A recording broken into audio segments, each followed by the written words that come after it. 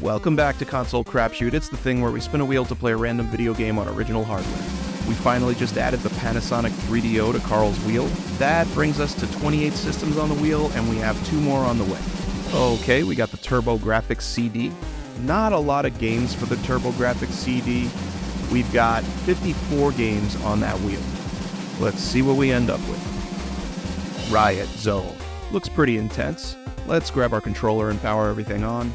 So Riot Zone is yet another side-scrolling beat-em-up. We've been getting a lot of those lately. This one's got that classic 80s, 90s movie trope of 2 rebel cops and their chief. They tell their chief they gotta go to the Dragon Zone to get the boss man. There's some spelling errors, and the chief, while smoking his pen, tells them they're pulled off the case and stay out of the Dragon Zone. By the way, our 2 cop heroes are named Tony and Hawk, and strangely enough, the guy with the big red mohawk is actually Tony. The main character, Hawk, is a direct ripoff of Axel from Streets of Rage, and he tells Tony that they kidnapped his girlfriend Candy. So you know they gotta go in. Tony's got his back. Tony's like, yeah man, this kind of game, you know they were either gonna kidnap your girlfriend or the president. I'm down. I got you. Let's do this. I think the choice is clear here. Hawk is lame. I'm going with Tony. And straight away we're gonna start beating up gorgeous women and street punks. These beat 'em ups are the kinds of games where you punch a goon and a whole fucking turkey goes flying out of his jacket, lands in the street in a rainy puddle. You pick it up and devour it in one bite like some kind of like psychopath, and then walk away. Oh, what the?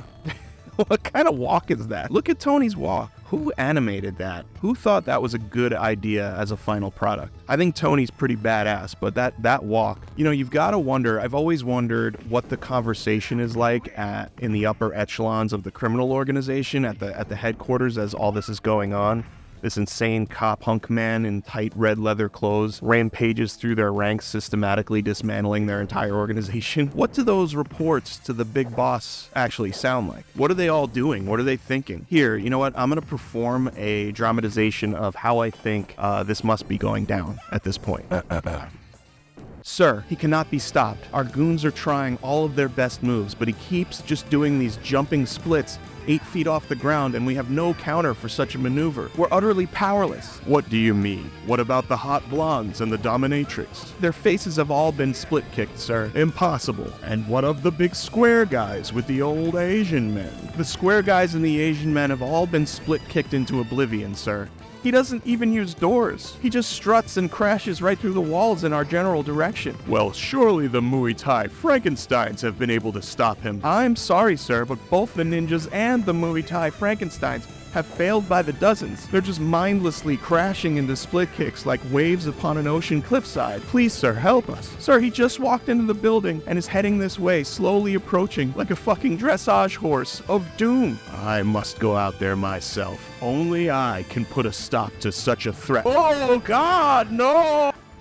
And scene. I don't do a lot of acting, but I think that was pretty good. So, yeah, this game is completely insane. I was hoping for some voice acting in the game. I mean, I know we had mine, but usually CD games can do that kind of thing. The music's really good in it, though. I was having a technical problem with my sound, but that's on me. It's not the game's fault. But ultimately, we save Candy from the Dragon Zone. No surprise there. Short and sweet. So now let's rate Riot Zone for the TurboGrafx-CD.